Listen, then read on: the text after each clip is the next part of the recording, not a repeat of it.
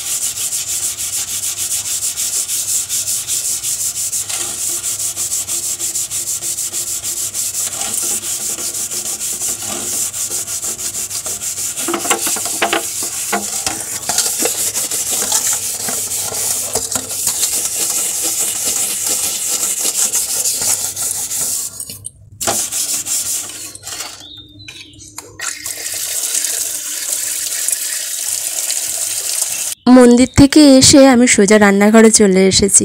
মন্দিরেরটা দেখালাম না তোমাদেরকে, কারণ আজকে আমি মোবাইল নিয়েও যাইনি। অনেক ভিড় ছিল আজকে, অনেকটা দেরিও হয়ে গেছে। তাড়াতাড়ি করে রান্নাঘরে চলে এলাম আলুর দম বানাবো বলে।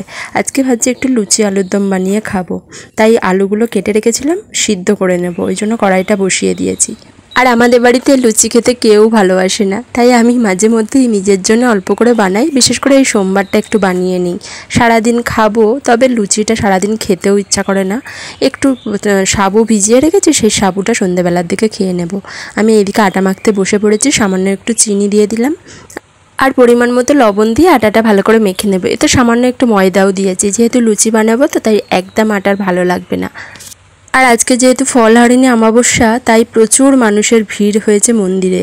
আর অমাবস্যাটা পড়ছে বেলা 11টার পরে। আমার আর অতক্ষণ থাকা হয়নি, আমি জল ঢেলেই চলে এসেছি। আমার মতো অনেকেই জল ঢেলে বাড়ি ফিরছে। আর এরকম বিশেষ দিনে মন্দিরে যেতে ভীষণ ভালো লাগে। কত মানুষের ভিড় থাকে, কত মানুষের সাথে পরিচয় হয়, এবং অনেকেই আছে তাড়াতাড়ি করে বাবার মাথায় জল দেওয়ার জন্য ভীষণ পরিমাণ ঝগড়াও করতে থাকে।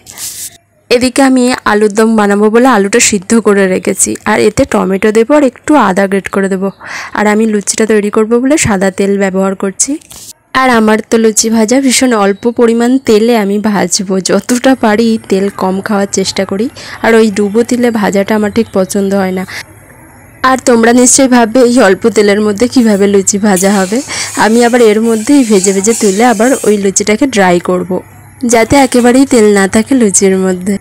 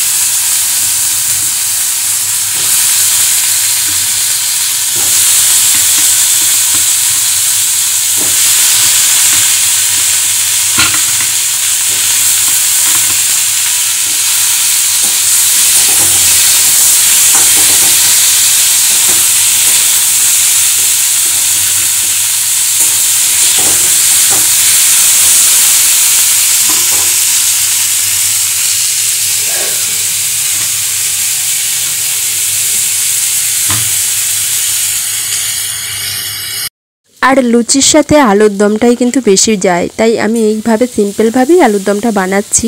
তবে টক ঝাল বেশ ভালোই লাগবে খেতে, কারণ টমেটোর টকটা থেকে যাবে আর ফোড়নে একটু সাদা জিরে দিয়ে দিয়েছি। এতে আমি তো কোনো লঙ্কার গুঁড়ো ব্যবহারই করব না, কারণ লঙ্কার গুঁড়ো দিয়ে আমি তৈরি করি না। লঙ্কার গুঁড়োটা দিলে একটু কালারটা আসবে, ভালো কালারটা হয়। আমি শুধু হলুদ দিয়েই করব। আর আলুটা যেহেতু সিদ্ধ করাই আছে, এটা ভালো করে কষিয়ে নিয়ে তারপরে আমি জল দেবো।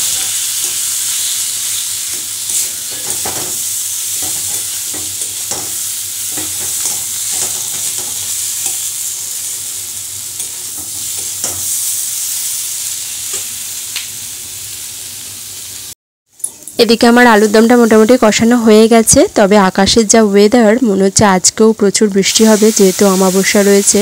কুলকুল করে বৃষ্টি হয়তো নামবে, একদম অন্ধকার করে এসেছে আমাদের এখানে। অবশ্য এই গরমের মধ্যে একটু হলেও ঠান্ডা হয়েছে প্রকৃতিটা। এই ঠান্ডা ঠান্ডা ওয়েদারে লুচি আলুর দম সত্যিই ভালো লাগবে খেতে। যাই হোক, আমার এদিকে তৈরি হয়ে গেছে। আজকের মতো আর ভিডিওটা বাড়াচ্ছি না, আবার চলে আসবো অন্য আরেকটা ভিডিও নিয়ে। ততক্ষণে তোমরা ভালো থেকো, সুস্থ থেকো, সাবধানে থেকো আর আমার পাশে থেকো।